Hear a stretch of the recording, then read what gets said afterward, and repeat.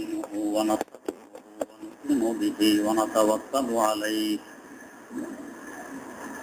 ونعوذ بالله من شرور أنفسنا ومن سيئات أعمالنا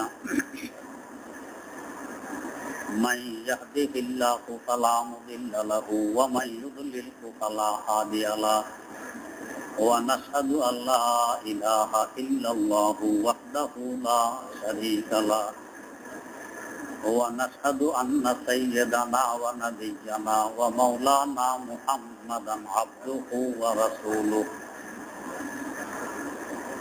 أرسله بالحق بشيرا ونذيرا وداعيا إلى الله بإذنه وسراجا منيرا صلى الله تعالى عليه وعلى آله وأصحابه وسلم تسليما كثيرا كثيرا أما بعد فأعوذ بالله من الشيطان الرجيم بسم الله الرحمن الرحيم إنا أنزلنا التوراة فيها هدى ونور يحكم بها النبيون الذين أسلموا للذين هادوا والربانيون والأحبار بما استحفظوا من كتاب الله وكانوا عليه شهداء فلا تحسبوا الناس واخشوني ولا تشتروا بآياتي ثمنا قليلا ومن لم يحكم بما أنزل الله فأولئك هم الكافرون وكتبنا عليهم فيها أن النفس بالنفس والعين بالعين والأنف بالأنف والأذن بالأذن والسن بالسن والجروح قصاص فمن تصدق به فهو كفارة الله ومن لم يحكم بما أنزل الله فأولئك هم الظالمون صدق الله مولانا العظيم সূরা মায়েদার 44 নম্বর আয়াত থেকে তেলাওয়াত করা হয়েছে। এর আগের আয়াতগুলোতেও ইহুদি খ্রিস্টানদের আলোচনা ছিল, এরা কিভাবে তাদের উপর নাযিলকৃত কিতাব তাওরাত এবং ইনজিলের পরিপন্থী চলত, আমল করত এবং তাদের মধ্যে যারা শিক্ষিত ছিল তারা তাওরাত এবং ইনজিলের হুকুম আহকামকে কিভাবে পরিবর্তন করত এ সম্পর্কে আলোচনা ছিল। আজকের আয়াতও তাদের সম্পর্কেই আলোচনা। আল্লাহ রাব্বুল আলামিন বলেন, আমি তাওরাত নামী কিতাব অবতীর্ণ করেছি, যে কিতাবের মধ্যে ছিল হেদায়েত এবং নূর। ইসলাম আসার আগ পর্যন্ত ওই সমস্ত কিতাব হেদায়েতের কিতাব ছিল, ওই সমস্ত কিতাবে নূর ছিল। ইসলাম আসার পর রহিত হয়ে গেছে।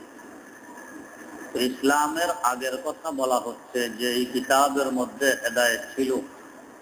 তাওরাত অনুযায়ী যদি কেউ জীবন পরিচালনা করে তাহলে সে হেদায়েত পায়, আল্লাহকে পায়, বেহেশতে পৌঁছায়। ওয়া নূর, এবং এই কিতাবের মধ্যে নূর ছিল, রাস্তা দেখানোর মতো যোগ্যতা। এই কিতাবকে ফলো করে চললে সিরাতে মুস্তাকিম, সঠিক রাস্তায় চলতে পারত। ইয়াহকুমু বিহান নাবিয়্যুন, এই কিতাব দিয়েই বনে ইসরায়েলের নবীরা সিদ্ধান্ত বলি পেশ করতেন, হুকুম আহকাম জারি করতেন। যেহেতু আল্লাহ রাব্বুল আলামিনের পক্ষ থেকে হুকুম আহকাম যা কিছু দেয়া হয়েছে এই কিতাবের মাধ্যমে দেয়া হয়েছে। আল্লাযীনা আসলামু, যেই নবীরা আল্লাহ রাব্বুল আলামিনের পূর্ণ আনুগত্যশীল। লিল্লাযীনা হাদু, হুকুম আহকাম শুনাইতেন সিদ্ধান্ত বলি দিতেন কাদেরকে? লিল্লাযিনা হাদু, ইহুদীদেরকে।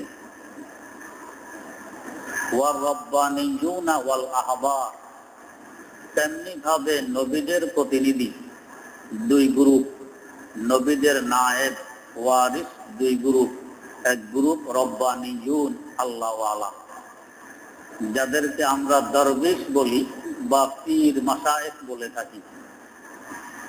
আরেক গ্রুপ নবীর ওয়ারিস এবং নবীর নায়েব, নবীর প্রতিনিধি, ওয়াল আহবার, আলেম সম্প্রদায়। বিমাস্তুফিযু মিন কিতাবিল্লাহ, আল্লাহ রাব্বুল আলামিনের পক্ষ থেকে দেয়া কিতাব তাওরাতের সংরক্ষণের দায়িত্ব এদের কাছে ছিল। আর নবীর প্রতিনিধি হিসাবে, নায়েব হিসাবে এই কিতাব অনুযায়ী হুকুম আহকাম বর্ণনা করা, সিদ্ধান্ত বলি পেশ করা, এই দুই গ্রুপের দায়িত্ব ছিল, আল্লাহওয়ালা, পীর মাশায়েখ এবং আলেম ওলামা। ওয়াকানু আলাইহি শুহাদা, এবং এই দুই গ্রুপ আর নবীরা ইহুদীদের উপরে সাক্ষী স্বরূপ ছিল যে আমরা তো কিতাব পুরাপুরি তাদের কাছে পৌঁছে দিয়েছি, কিতাবের হুকুম আহকাম বর্ণনা করে দিয়েছি, কিতাব পরিষ্কারভাবে বুঝাই দিয়েছি। এরপরও যদি উল্টা পাল্টা চলে তাহলে তাদের নিজের দোষ হবে। ফালা তাখশাবুন নাস ওয়াখশাউন, অতএব ও পীর মাশায়েখ আর আলেমরা, ইহুদি সম্প্রদায়, তোমরা মানুষকে ভয় করো না, ভয় করবে আমাকে। এখানে কিছু কথা হুজ্জ রয়ে গেছে। সেই কথাগুলো হলো, এরা তো প্রথম তাওরাত অনুযায়ী নিজেও চলছে, অন্যদেরকেও চালানোর চেষ্টা করছে, কিন্তু আস্তে আস্তে এদের মধ্যে দুনিয়ার লোভ, অর্থ সম্পদের লালসা এসে গেছে। কোন বড় লোক যদি আসে, প্রতাপশালী যদি আসে, তো কিছু পয়সা করে নিয়ে হুকুম একরকম বলে, আর গরিব মানুষ, নিরীহ লোক আসলে আরেক রকম বলে। এই টাকা পয়সার লোভে পড়ে এরা হুকুম হাকামের মধ্যে পরিবর্তন শুরু করে দেয়। মানুষের ভয় অন্তরে, আল্লাহর ভয় নেই। তো বড় লোকের বিরুদ্ধে ফতুয়া দিলে, ক্ষমতাসীনের বিরুদ্ধে কোনো মাসালা গেলে আমার সমস্যা হতে পারে, এই জন্য ওদের বিরুদ্ধে দেয় না, যদিও দেয়া দরকার। ভয় মানুষের, আল্লাহর নয়। তাই আল্লাহ পাক বলতেছেন যে ফালা তাখশাবুন নাস, মানুষকে ভয় করো না, বরং ওয়াখশাউন, ভয় আমাকে করো। ওয়ালা তাশতারু বিআয়াতি সামানান কালিলা, আমার এই তাওরাতের আয়াতগুলোকে সামান্যতম পয়সার বিনিময়ে বিক্রি করো না। ওয়ামান লাম ইয়াহকুম বিমা আনজালাল্লাহ ফাউলাইকা হুমুল কাফিরুন, আল্লাহ রাব্বুল আলামিনের পক্ষ থেকে যে হুকুম হাকাম আসমানি কিতাবে অবতীর্ণ হয়েছে, ওই কিতাব অনুযায়ী, আল্লাহর দেয়া হুকুম অনুযায়ী যদি কেউ সিদ্ধান্ত না করে, আল্লাহ পাক বলেন, তাহলে ও কাফের, সে অস্বীকার করে আল্লাহর হুকুম হাকামকে, আল্লাহকে, আখিরাতকে, সে কাফের। এই তো গেল আয়াতের অর্থ। আল্লাহ রাব্বুল আলামিন তাওরাত নামী কিতাব নাযিল করতেন তো সাইয়্যিদিনা হযরত মূসা আলা নবিয়িনা ওয়া আলাইহিস সালাতু ওয়াস সালামের উপর। তার জীবদ্দশায় তিনি এবং তার ভাই হযরত হারুন আলা নবিয়িনা ওয়া আলাইহিস সালাতু ওয়াস সালাম এই কিতাব সঠিকভাবে বুঝাইতেন। এই কিতাব অনুযায়ী উম্মতকে চালানোর চেষ্টা করতেন। তাদের বিয়োগের পর তাদের প্রতিনিধিত্বের দায়িত্ব আসলো দুই গ্রুপের উপর। এক গ্রুপ হলো রব্বানিয়ুন, যারা ইবাদত করে বেশি, জিকির আজকার, তাওবাতিল্লাহ, নামাজ কালাম, তেলাওয়াত এগুলো বেশি করে। এদেরকে আমাদের দেশের পরিভাষায় দরবেশ বলে, পীর মাশায়েখ বলে। আর আরেক গ্রুপের উপরে দায়িত্ব আসলো, এই গ্রুপ হলো আহবার, আলেম সম্প্রদায়। এরাও ইবাদত করে, জিকির আজকার করে, তবে এদের বেশিরভাগ কাজ হলো এলেম নিয়ে, এলেম অর্জন করা এবং এলেম বিস্তার করা। এরা এলেমের খেদমত বেশি করে, এদিকে সময় বেশি লাগায়। আর পীর মাশায়েখ দরবেশেরা ইবাদতের দিকে সময় বেশি লাগায়। তার অর্থ আবার এই নয় যে পীর মাশায়েখ হতে হলে এলেম লাগবে না, শুধু ইবাদত জিকির আজকার বেশি করলাম পীর হয়ে গেলাম, না, ওদেরও এলেম লাগবে। আর আলেমদের জন্য আমল লাগবে না এরকমও নয়, বরং আলেমদের জন্য আমল লাগবে। তবে দুই গ্রুপের কাজ সিংহভাগ ছিল একটু বেশ কম। দরবেশদের ইবাদতের দিকে সময় বেশি, আর আলেমদের এলেমের দিকে, শিক্ষা দীক্ষার দিকে সময় বেশি। এই হিসাবে এরা আলেম হিসাবে খ্যাত, আর ওরা দরবেশ হিসাবে খ্যাত। আমাদের এই উম্মতের মধ্যে অবস্থা হুবহু এরকম। হযরতে আম্বিয়ায়ে কেরাম আলাইহিমুস সালাতু ওয়াস সালামের প্রতিনিধিত্বের দায়িত্ব এই দুই গ্রুপের কাছে, পীর মাশায়েখ, বুজুর্গানে দ্বীন আর আলেম ওলামা। এখানেও পীর মাশায়েখ হতে হলে এলেম লাগবে, এলেম ছাড়া কেউ পীর হতে পারবে না। কারণ কোন কাজটি বৈধ কোনটি অবৈধ এটা বুঝতে হলে এলেম লাগবে। এলেম ছাড়া অনেক অবৈধ কাজকেও বৈধ মনে করে বসে, আসলে কাজটা অবৈধ। খারাপ কাজকেও ভালো কাজ মনে করে বসে, আসলে কাজটি ভালো নয়। এটার জন্য এলেম ফরজ। এলেম একটি নূর, আলো। আলো ছাড়া রাস্তায় চলতে গেলে অন্ধকারে হোঁচট খায়, অ্যাক্সিডেন্ট করে, গন্তব্যে পৌঁছা সম্ভব হয় না। এক লোক জাল নিয়ে বাইরেছে, জাল মাছ ধরবে, রাত, অন্ধকার রাত, বাতি টাতি সাথে নেয়নি, জাল মারতেছে নদীতে, দেখে যে একেবারে জালের গালা ভর্তি হয়ে মাছ আসে। অল্প সময়ের মধ্যেই মাছের থৈলি, দুলা, খলই ভর্তি হয়ে গেছে। মাছে খুব খুশি, আজকে অল্প সময়ে অনেক মাছ পাওয়া গেছে। বাড়ি চলে আসছে, মাছের থৈলি ভর্তি। বাড়ি এসে আম্মাকে ডাকতেছে, আম্মা অনেক মাছ পাওয়া গেছে, তাড়াতাড়ি বাতি নিয়ে আসুন। আম্মা বাতি নিয়ে আসছে, আম্মার সামনে মাছের থৈলি উপর করে ঢেলে দিয়েছে। ঢেলে দেওয়ার পরে এখন তো বাতি সামনে আছে, এখন দেখে যে কিছু ব্যাঙ এদিক সেদিক লাফ দিতেছে, কিছু কাঁকড়া হাঁটতেছে, কিছু কুচ্চা কুপিয়া এগুলো হাঁটতেছে, কিছু পোটকা এদিক সেদিক দেখেছে। মাছ মাত্র দুই চারটা, এক তরকারিও হবে না। কেন এই দশা ঘটলো? সাথে বাতি ছিল না, সেজন্য। যদি বাতি থাকতো তো তাহলে যেগুলো খাওয়ার উপযোগী নয়, মাছ নয়, এই সাপ আর কাঁকড়া, শামুক, ঝিনুক, এগুলো দিয়ে মাছের থৈলি ভর্তি করতো না। যে পরিমাণ মাছের দরকার এই পরিমাণ সময় ওইখানে ব্যয় করে মাছ নিয়ে বাড়ি আসতো। এখন তো বাড়ি চলে আসছে, মাছ নাই, এখন হায় হায়। তো ঠিক তেমনি ভাবে এলেম নামী নূর এবং আলো ছাড়া যারা আমল করে এরকমই। সেভাবে অমুকখানে উরুসে গেলাম, প্রতি বছর 2-3 বার গেছি উরুসে, অমুকখানে মিলাদ পড়লাম, কিয়াম তো কম করি নাই, এক এক কিয়ামে ঘন্টাখানিক সময় লাগাইলাম, অমুকখানে সালাতুনিয়া কত পড়লাম। আমার তো ইবাদতের কোনো কমতি নেই।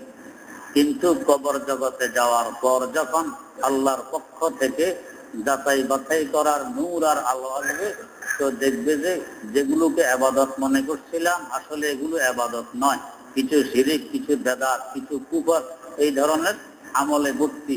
যে আমলে আমাকে নাজাত দিবে এমন আমল তো নেই। এই দশা কেন করছে? এলেম নিজে এলেম। তো তাই মাশায়েখ, পীর বুজুর্গ হতে হলে এলেম অপরিহার্য, এই ছাড়া কেউ পীর বুজুর্গ হতে পারবে না। ইমামুল হিন্দ শাহ ওলিউল্লাহ মুহাদ্দিস দেহলভী রহমতুল্লাহ আলাইহি আল কাউলুল জামিল নামে কিতাবে উল্লেখ করেছেন পীর হতে হলে কি কি শর্ত। তার মধ্যে একটি শর্ত হইল ইয়াতলু আলাইহিম আয়াতিক, কোরআন কারীম সহি শুদ্ধভাবে পড়তে পারে এই পরিমাণ এলেম লাগবে, 1 নম্বর শর্ত। আজকাল আমাদের দেশের অধিকাংশ পীর ভাইদের কোরআন শরীফ পড়তেই পারে না। এরা পীর হওয়ার যোগ্য নয়, বিনা পুঁজিতে ব্যবসা করে, ব্যবসা। 2 নম্বর শর্ত ওয়ায়ুআল্লিমুহুমুল কিতাব, কোরআনে কারীমের তালিম দেওয়ার মতো এলেম আছে, কোরআন শিখাইতে পারে, নিজেও বোঝে, অন্যকেও বুঝাইতে পারে। তো কি পরিমাণ বুঝ লাগবে? কোরআনে কারীমের সহজ এবং সংক্ষেপতম তাফসীর, তাফসীরে জালালাইন শরীফ বুঝে এবং বুঝাইতে পারে, এই পরিমাণ কোরআনের এলেম লাগবে। ওয়াল হিকমা, হাদিস শরীফের এলেম লাগবে কি পরিমাণ? হাদিসের সংক্ষেপতম কিতাব মিশকাত শরীফ বুঝে এবং বুঝাইতে সক্ষম এই পরিমাণ এলেম লাগবে হাদিসের। মাসালা মাসাইলের এলেম লাগবে কি পরিমাণ? যে অন্তত হেদায়াত বুঝে এবং বুঝাইতে পারে। এই সমস্ত এলেম পীর হওয়ার জন্য অপরিহার্য। যার কাছে এই পরিমাণ এলেম নেই, তেলাওয়াত পরিশুদ্ধভাবে করতে জানে না কিংবা মোটেও জানে না, কোরআন শরীফ ব্যাখ্যা বিশ্লেষণ বোঝে না, হাদিস শরীফ পড়তে পারে না, বোঝে না, হেদায়া পড়তে পারে না, বোঝে না, এই ধরনের কোন লোক যদি পীর হওয়ার দাবি করে, সে পীর নয়, সে মানুষকে গোমরাহ করতেছে, নিজেও গোমরাহ। এই পরিমাণ এলেম লাগবে। আবার আলেম হইতে হলে যে আমল মোটেও লাগবে না, বাস কামেল কাজ করলাম, অমুকখান থেকে পিএইচডি করলাম, সার্টিফিকেটের বোঝা একজনে বহন করতে কষ্ট, কিন্তু মাশাআল্লাহ চেহারা এত পরিষ্কার, নবীর সাইনবোর্ড চেহারাই নেই, টুপি টাপিও মাথায় দেয় না, কই সুন্নতে না করলে সমস্যা নেই।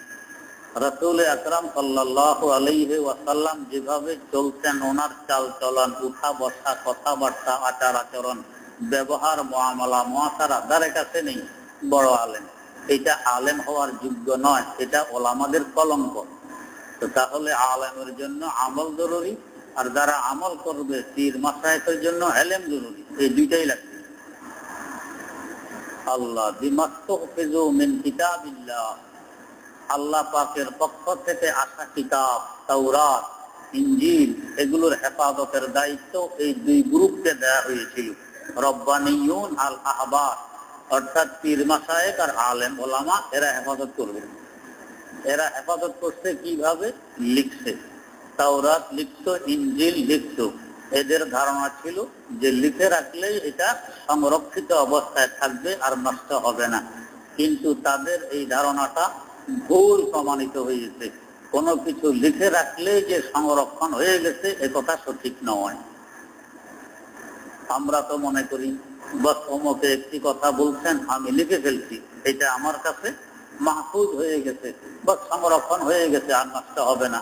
না, এই কথা ঠিক নয়। কারণ আমি লিখছি কাগজে, কাগজ নষ্ট হয় একদিন না একদিন, না হয় 100 বছর, এরপরও তো নষ্ট হবে।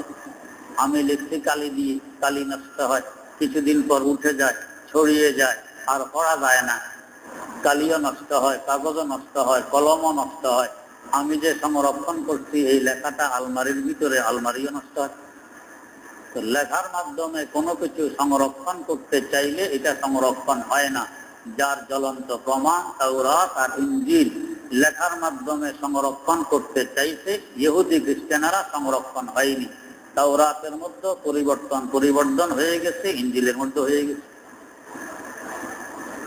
পক্ষান্তরে আমাদের কিতাব কোরআন কারীম, এই কিতাব সংরক্ষণের দায়িত্ব আল্লাহ পাক আমাদেরকে দেননি, রাখছেন নিজের কাছে। জানাইয়াও দিলেন, ইন্না নাহনু নাযালনা যিকরা ওয়া ইন্না লাহু লাহাফিজুন।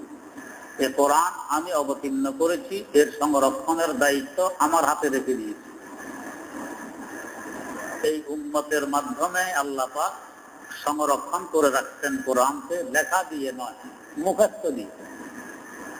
কোটি কোটি নাবালেগ ছেলে পর্যন্ত এই কোরআন পুরাপুরি আলহামদুলিল্লাহ শুরু থেকে বিসমিল্লাহর বা থেকে নাসের সিন পর্যন্ত নিজের সিনার ভিতরে সংরক্ষণ করে রাখে, মুখস্থ করে রাখে। অনেকেই মনে করে মুখস্থ আজকে করছি, কালকে ভুলে গেলাম, তাইলে তো সংরক্ষণ রইল না। মুখস্থটাই সংরক্ষণ থাকে।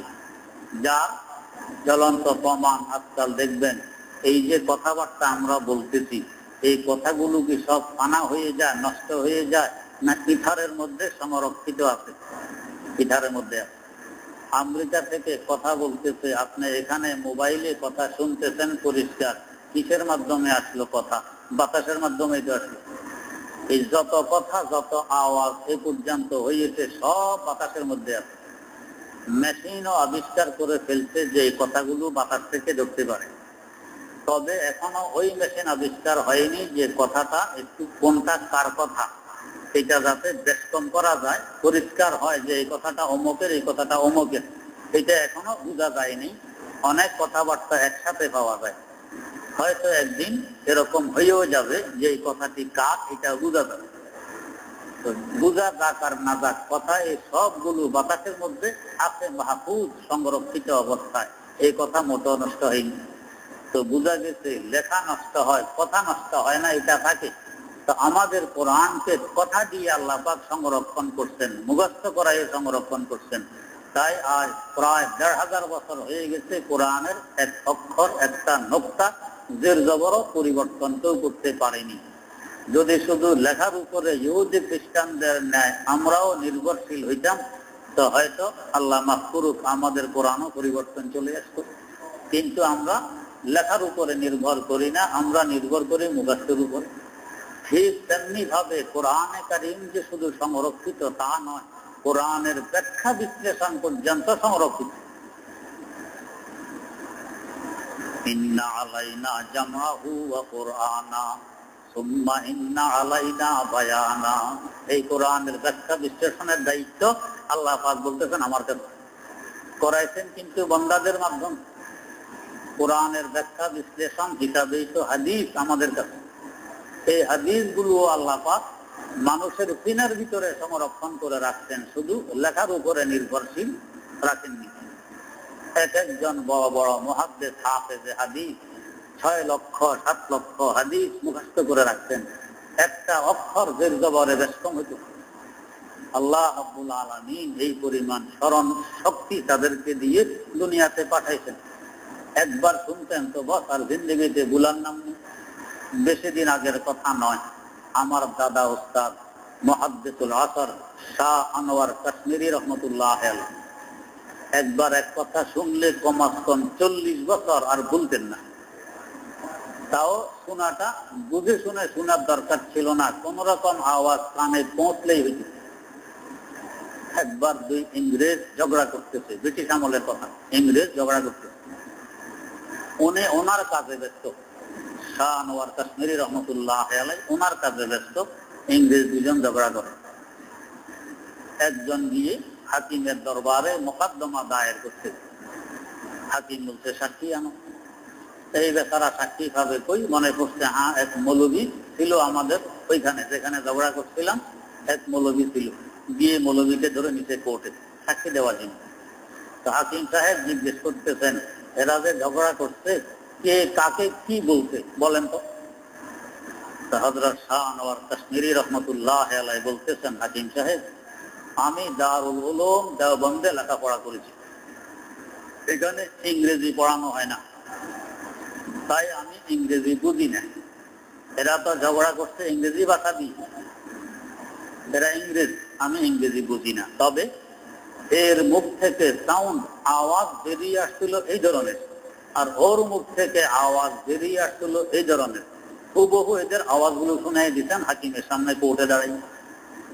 হাকিম তো কলম মুখে নিয়ে আশ্চর্য হয়ে বসে গেছে, এটা কি মানুষ না ফেরেশতা? ইংরেজি বাক্য আর সেন্টেন্স গুলো হুবহু শুনাই দিলেন, অথচ ইংরেজি বোঝেন না। তো আল্লাহ রাব্বুল আলামিন ওনাদেরকে জেহেন তাকাওয়াত এরকম দিয়ে পাঠাইছেন যাতে কোরআনের ব্যাখ্যা হাদিস গুলোও সংরক্ষিত থাকে, এটাও যাতে নষ্ট না হয়। একবার সবকের মধ্যে ক্লাস করতেছেন দাওরায়ে হাদিস, তো উদ্ধৃতি দিতে গিয়ে হেদায়ার ব্যাখ্যা গ্রন্থ ফাতহুল কাদিরের ইবারত বলতেছেন, এক টানে ৩ পৃষ্ঠার মতো ইবারত শুনাই দিতেন। ওই সময় দাওরায়ে হাদিসের ছাত্র ছিলেন হাকিমুল ইসলাম আল্লামা কারি সৈয়দ সাহেব রাহিমাহুল্লাহ, মুফতি আজম পাকিস্তান হযরত মাওলানা মুফতি মোহাম্মদ শফি রাহিমাহুল্লাহ, মুফতি আজম বাংলাদেশ হযরত মাওলানা মুফতি মোহাম্মদ ফয়জুল্লাহ রাহিমাহুল্লাহ, শাইখুল হাদিস আল্লামা ইদ্রিস কান্দলবি রাহিমাহুল্লাহ। এই ধরনের বড় বড় ইলম ও আমলের পাহাড় এরা ছিল ওই ক্লাসের ছাত্র। এদের চেহারা দেখে উনি বুঝতে পারছেন যে এরা আশ্চর্য হয়ে গেছে আমি যে ফাতুল কাদিরের ইবারত মুখস্থ শুনে দিচ্ছি। উনি ছাত্রদেরকে সম্বোধন করতেন জাহিলিন বলে, মূর্খের দল। ছাত্রদেরকে বলতেন জাহিলিন, মূর্খের দল। तो बोलते थे अरे जाहिलीन, तुम लोगों ने ये समझ रखा कि मैं अभी अभी ताज़ा ताज़ा मुताला करके आया हूँ। ओ मूर्खेर दल, তোমরা বুঝি ভাবতেছ আমি এই মাত্র এই কিতাবটা স্টাডি করে মুখস্থ করে আসছি। এরা জিজ্ঞেস করে হযরত তো ফির কব আপনি इसका मुताला किया, আপনি এই কিতাব স্টাডি করতেন কবে? তো হিসাব করে বলতেছেন 36 সাল পহলে, 36 বছর আগে। এরপরে বললেন ভাই কিসসা শোনো, ঘটনা শোনো, কেমনে কিতাব পড়লাম। ওনার একটি কাজ ছিল কলিকাতায়, দেওবন্দ থেকে কলিকাতা আসছেন, সাথে সাথে কাজ হয়ে যাবে আবার দেওবন্দ ফিরে যাবেন, তাই সাথে কোনো কিতাবপত্র আনেননি। কিন্তু ঘটনাক্রমে সাথে সাথে কাজটি হয়নি, 1 সপ্তাহ ওনাকে থাকতে হয়েছে কলিকাতায়। এখন কিতাব ছাড়া থাকবেন কি করে? আর যারা সত্যিকার অর্থে আলেম এরা কখনো কিতাব ছাড়া থাকতে পারে না, সবসময় কিতাব সাথে থাকে। কিতাব হলো এদের বাস্তব বন্ধু। এখন কিতাব নেই তো করবেন কি? উনি মানুষের দুয়ারে দুয়ারে হাঁটা আরম্ভ করতেন, আওয়াজ দেন, কেউ বাড়িতে আসো। তো কোনো লোকজন বেরিয়ে আসলে জিজ্ঞেস করেন ভাই তোমাদের ঘরে কোনো কিতাব আছে? তো বলে নাই। আরেক বাড়িতে যান, লোক বেরিয়ে আসে, তোমাদের ঘরে কোনো কিতাব আছে? নাই। তো আরেক বাড়িতে যান। এইভাবে তালাশ করতে করতে করতে করতে বলতেছেন এক বাড়ি থেকে একটা ছোট্ট ছেলে বেরিয়ে আসে। তাকে জিজ্ঞেস করলাম যে ভাই তোমারে ঘর মে কোই কিতাব भी है, তোমাদের ঘরে কোনো কিতাব আছে? হ্যাঁ মেরে দাদাজি কি ये किताब है, আমার দাদার কিতাব আছে। তো বললাম যে ও যারা লাকে দো, একটু এনে দাও। তো ছেলে কিতাব এনে দিল আমার হাতে। দেখি যে ফাতহুল কাদির 1 খণ্ড। কিতাবটি হলো 9 খণ্ডের, 9 ভলিউম। বললাম যে ভাই यही एक है सिर्फ या और भी है, কিতাব কি শুধু একটি আছে না আরো আছে? তো আর বহুত, তো সব লাও, সবগুলো আনো। তো এই ছেলে 9 খণ্ডের কিতাব এনে দিল তাদের বাড়ির দুয়ারে। তো আমি এই 1 সপ্তাহ তাদের বাড়ির দুয়ারে বসে বসে এই 9 ভলিউমের পুরা কিতাব শুরু থেকে শেষ পর্যন্ত স্টাডি করে শেষ করছি, 36 বছর আগে। ওই স্টাডি থেকে 36 বছর পরে এক টানে 3 পৃষ্ঠা মুখস্থ শুনেছেন দাওরায়ে হাদিসের ক্লাসে। আল্লাহ রাব্বুল আলামিন এরকম মেধা শক্তি, এরকম বুঝ শক্তি, স্মরণ শক্তি দিয়ে যুগ যুগে বান্দা পাঠাইছেন। এদের মাধ্যমে দ্বীন সংরক্ষিত, দ্বীন মাহফুজ, কোরআন মাহফুজ, কোরআন শরীফের ব্যাখ্যা হিসাবে হাদিস শরীফও সংরক্ষিত। কোনো পরিবর্তন কেউ করতে পারে। এমনকি যাদের মাধ্যমে কোরআন এবং হাদিস সংরক্ষিত হয়েছে, আল্লাহ পাক কোরআন ও হাদিসের বরকতে এদের জীবনীকেও সংরক্ষণ করে রেখে দিয়েছে। যাদের মাধ্যমে আমরা হাদিস পেয়েছি এদের সংখ্যা প্রায় 5 লক্ষ। এই 5 লক্ষ মহামনীষীর মাধ্যমে আমরা হাদিস পেয়েছি। আল্লাহ রাসূল সাল্লাল্লাহু আলাইহি ওয়াসাল্লামের অমূল্য বাণী এবং আমল সমূহ 5 লক্ষ মানুষের মাধ্যমে পেয়েছি।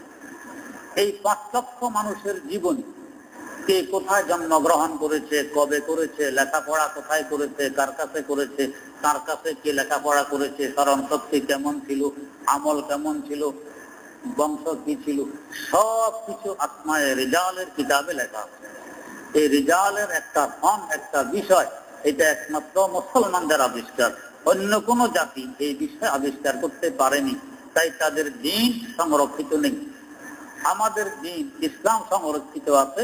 আমরা একটি বিষয় আবিষ্কার করতে পারছি, এটাকে বলা হয় আসমাউর রিজাল। এটা কিতাব 40 খণ্ড, 45 খণ্ড। হাফেজ শামসুদ্দিন যাহাবী রাহমাতুল্লাহ আলাইহি তারিখুল ইসলাম, এই রিজালের কিতাব। সিয়ারু আলামিন নুবালা 25 খণ্ড, 40 খণ্ড, 45 খণ্ড। তারিখুল ইসলাম 45 খণ্ডের কিতাব। ইমাম বুখারী রাহমাতুল্লাহ আলাইহি লিখে গেছেন তারিখুল কবির 9 খণ্ড। তাও কিরকম কষ্ট, লিখছেন মসজিদে নববীর পাশে বসে বসে চাঁদের আলোকে। বাতি জ্বালাইবেন, তেলের ব্যবস্থা নেই, যেই বাতি জ্বালাইয়ে কিতাব লিখবেন সেই সুযোগ হয়নি। চন্দ্রের আলোর মধ্যে মদিনার মসজিদের পাশে বসে বসে লিখছেন। আল্লাহ পাক চোখের জ্যোতিও কি পরিমাণ দিতেন যে চাঁদের আলোতে বসে বসে দেখতে পাচ্ছেন। আমরা তো বাতি জ্বালাইলেও দেখি না, চশমা দিলেও দেখতে কষ্ট হয়, কিন্তু ওনাদের দ্বারা যে দ্বীনের হেফাজত হবে সেই জন্য আল্লাহ পাক ওই সমস্ত যোগ্যতা দিয়ে ওনাদেরকে পাঠাইছেন। তো ইহুদিরা ঠিক রাখতে পারেনি। ওয়ার-রাব্বানিয়ুনা ওয়াল আহবারু বিমা তুখিযু মিন কিতাবিল্লাহি ওয়া কানু আলাইহি শুহাদা ফালা তাখশাবুন-নাসা ওয়াখশাউনি ওয়ালা তাশতারু বিআয়াতি সামানান কালীলা। 3 নম্বর সমস্যা ছিল ইহুদিদের, দুনিয়ার লোভ, অর্থ সম্পদের লোভে পাইছে, যার কারণে দিন সংরক্ষণ করতে পারেনি। অর্থ পাইছে, পরিবর্তন করে ফেলছে। কিন্তু আমাদের ইসলাম এরকম নয়। কোটি কোটি টাকার উপরে লাথি মারছে, কিন্তু দিনের মধ্যে সামান্যতম পরিবর্তন আসবে এটা সহ্য করে। শুধু তাই না, হাদিয়া তোফা পর্যন্ত। আল্লাহু আকবার। হাকিমুল উম্মত মুজাদ্দিদুল মিল্লাত শাহ আশরাফ আলী থানভী রাহমাতুল্লাহ এক লোক 1 লক্ষ টাকা হাদিয়া নিয়ে আসছে। ব্রিটিশ আমলের কথা, ব্রিটিশ আমলের 1 লক্ষ এখন কয়েক কোটি হবে। একসাথে নিয়ে আসছে, হাদিয়া দিবে। হুজুর গ্রহণ করেন না। তা আমার এত টাকার দরকার নেই, গ্রহণ করেন। বড় লোকের টাকা পয়সার অর্থ সম্পদের মাঝে মধ্যে গরমি হয়, গরমি। এই বেটা শেষমেশ তার গরমি প্রকাশই করে ফেলছে, বলে ফেলল, হযরত आपको ऐसा मुरीद कहीं नहीं मिलेगा जो बमुश्त 1 लाख रुपए का हदिया पेश कर सके। হুজুর, আমার হাদিয়া উপটোকন আপনি গ্রহণ করতেছেন না, এমন কোন মুরিদ আপনি পাবেন না কোথাও যে এক মুঠে 1 লক্ষ টাকার হাদিয়া দিবে, এমন মুরিদ পাবেন না। হযরত বলতেছেন, ভাই आपको भी ऐसा पीर नहीं मिलेगा जो 1 लाख रुपए का हदिया वापस कर दे। তুমি এরকম পীর পাইবা না যে পীরে 1 লক্ষ টাকার হাদিয়া ফেরত দিয়ে দেয়। দুনিয়া থেকে বিমুখ, টাকা পয়সা থেকে বিমুখ, এই দ্বীনের হেফাজত এদের মাধ্যমে দিচ্ছে। বানিয়ে দারুল উলুম দেওবন্দ হুজ্জাতুল ইসলাম আল্লামা কাসেম নানুতুবি রাহিমাহুল্লাহ টাকা নিয়ে আসতে, হাদিয়া দিবে, হুজুর নেন না। যত দিতে চাইলে হুজুর গ্রহণ করলেন না। এই বেটা শেষমেশ যাওয়ার সময় হুজুরের জুতার ভিতরে টাকা দিয়া চলে গেছে। জুতার ভিতরে হুজুর কামরা থেকে বের হয়ে যখন জুতা পা দিতেছেন, দেখে যে পা ভিতরে ঢোকে না, ভিতরে যেন কি। জুতা ঝাড়ছেন, দেখে যে ঝাড়লে টাকা পড়ে জুতার ভিতর থেকে। হযরত বলতেছেন, तो मैं तो दुनिया को लात मारना चाहता हूँ और दुनिया मेरी जूतियों के अंदर होकर भी आना चाहती है। আমি তো দুনিয়াকে লাথি মারতে চাইতেছি, দুনিয়া আমার জুতার ভিতরে করো, আমার কাছে আসতে চায়। এইভাবে অর্থ সম্পদ থেকে বিমুখ ছিলেন, তাই তাদের মাধ্যমে দিন সংরক্ষণ হয়েছে। ওই হুজ্জাতুল ইসলাম কাসেম নানুতুবি রাহমাতুল্লাহ আলাইহির প্রতিষ্ঠিত প্রতিষ্ঠান দারুল উলুম দেওবন্দ পুরা দুনিয়ার কায়া পরিবর্তন করে দিয়েছে। ইসলামের সঠিক নূর, সঠিক আলো যদি কোথাও পাওয়া যায়, তো দারুল উলুম দেওবন্দ তার কেন্দ্র আর মার্কাজ হিসাবে পাওয়া যাবে। আমার শাইখ ও মুর্শিদ শাইখুল ইসলাম আল্লামা তাকি ওসমানী দামাত বারাকাতুহুমের মুখে একাধিকবার কথা শুনেছি। সারা দুনিয়া প্রতি বছর কয়েকবার ঘুরা হয়। এই বছর উনি দেশে আসছেন, তো পাকিস্তান অ্যাম্বাসেডর আসছে দেখা করতে। আমার সামনে জিজ্ঞেস করতেছে, হুজুর কয় মাসে আপনাকে একবার বাইরে রাষ্ট্রে সফর করা লাগে? হুজুর বললেন, আর 10 দিন 1 মর্তবা, প্রতি 10 দিন পরে একবার। অ্যাম্বাসেডর জিজ্ঞেস করে, কয় মাসে? হুজুর এখন প্রতি 10 দিনে একবার বাইরে রাষ্ট্রে যাওয়া লাগে। তো সারা দুনিয়া বছরে কয়েকবার ঘুরা হয়। হুজুরে বলছেন, যেখানে ইসলামের সঠিক আলো, দ্বীনের সহি নূর পরিলক্ষিত হয়, খোঁজ করে দেখছি এর গোড়া দারুল উলুম দেওবন্দে এসে মিলে। কেন? ওই যিনি বাণী ছিলেন, যিনি প্রতিষ্ঠাতা ছিলেন, দুনিয়া বিমুখ ছিলেন, আল্লাহ পাক তার মাধ্যমে ইসলামের সঠিক আলো আর নূর এই দুনিয়াতে এখনো টিকে রাখেন। আজ দাওয়াত ও তাবলীগের মেহনত চলতেছে বিশ্বে। প্রতি মুহূর্তে, আজ থেকে 20 বছর আগের কথা, পাকিস্তান লাহোর বাদশাহী মসজিদের খতিব মাওলানা আবুল কালাম আজাদ সাহেবের মুখে শুনছি, তিনি হযরতজিকে জিজ্ঞেস করছিলেন, হযরত মাওলানা এনামুল হাসান রাহিমাহুল্লাহকে জিজ্ঞেস করছেন যে, হুজুর কত লোক সবসময় গাছতে থাকে, ঘুরাফিরে থাকে তাবলীগে, 20 বছর আগের কথা। তখন হযরতজি উত্তর দিতেন যে, আমাদের কাগজে কলমে যা লেখা আছে, লেখা অনুপাতে প্রতি মুহূর্তে 20 লক্ষ মানুষ দিনে দাওয়াত নিয়ে ঘুরতেছে। 20 বছর আগের কথা, এখন অন্তত 50 লক্ষ হবে। সারা পৃথিবীতে 50 লক্ষ মানুষ এই দাওয়াত নিয়ে ঘুরতেছে প্রতি মুহূর্তে। কোথা থেকে আসছে এই কাজটা? গোড়া দারুল উলুম দেওবন্দ, সেখান থেকে আসছে। তো দ্বীনের সহি কাজ যেখান দেখবেন দারুল উলুম দেওবন্দে এখন গোড়া পাইবেন, এখান থেকে চলতেছে। কেন? যাদের হাতে প্রতিষ্ঠান, যাদের মাধ্যমে প্রতিষ্ঠান, তারা এইভাবে দুনিয়া বিমুখ ছিলেন, দুনিয়ার মোহে পড়ে ঈমান বৃদ্ধি করেননি।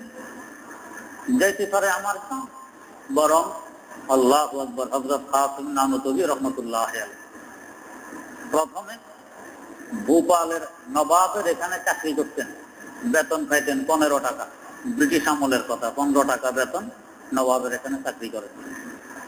একদিন সংবাদ পাঠাচ্ছেন নবাবের কাছে যে আমার বেতন সম্পর্কে আপনার সাথে একটু আলোচনা আছে, কখন আসতাম? তো নবাব সময় দিতে অমুক সময় আসবেন। নবাবের ধারণা 15 টাকা বোধহয় কম হয়, একটু বাড়ানোর কথা বলবে। হুজুর ওই সময় গেছেন, গিয়ে বলতেছেন, নবাব সাহেব আমাকে পর্যন্ত 15 টাকা বেতন দিয়ে আসছেন, এখন থেকে মেহরবানি করে 10 টাকা দিবেন, 5 টাকা দেওয়া লাগবে না, 10 টাকা। তো উল্টা কথা, মানুষ বাড়ানোর জন্য বলে, আপনি কমানোর কথা কয়। আগে 15 টাকা দিতেন, 5 টাকা আমার খরচের জন্য রাখতাম, 5 টাকা আমার বিবির খরচের জন্য পাঠাইতাম, আর 5 টাকা আমার আম্মার খরচের জন্য পাঠাইতাম। এই দেখেন আজকে চিঠি আসছে, আমার আম্মা ইন্তেকাল করে গেছে, তো ওই আম্মার 5 টাকা আর লাগবে না, এই জন্য এখন থেকে আমার বেতন দিবেন 10 টাকা, 15 টাকা লাগবে। তো বলেন, এদের মাধ্যমে দিনের মধ্যে পরিবর্তন সম্ভব? এরাই দিনের সঠিক ধারক বাহক, হেফাজত করে গেছেন। ইহুদি খ্রিস্টানদের এই একটা সমস্যা ছিল, এরা টাকা পয়সা অর্থ সম্পদের মোহে পড়ে দিন বিক্রি করে দিয়ে।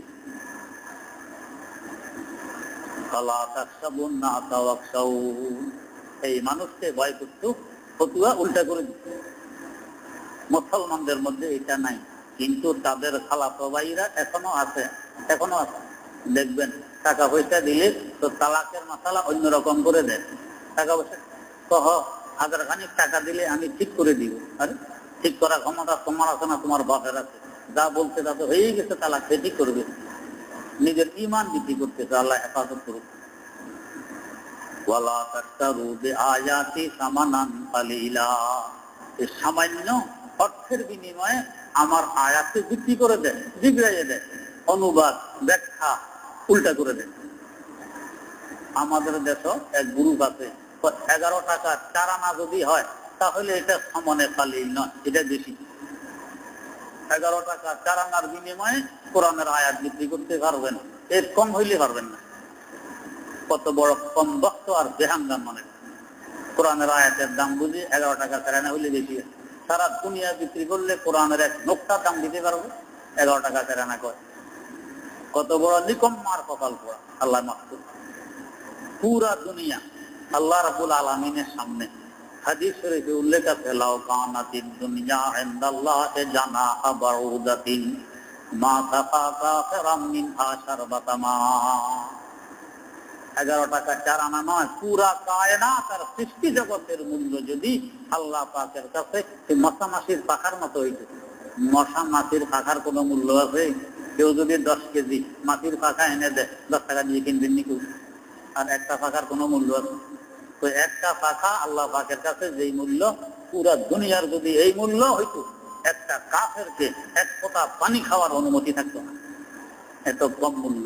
তো এইটা দিয়ে বিক্রি করতেছ আল্লাহর দেয়া কিতাব, কত বড় কম বক্ত আর বেহাঙ্গা, আল্লাহ হেফাজত করুন। ওয়ামান লাম ইয়াহকুম বিমা আনজালাল্লাহু ফাউলাইকা হুমুল কাফিরুন।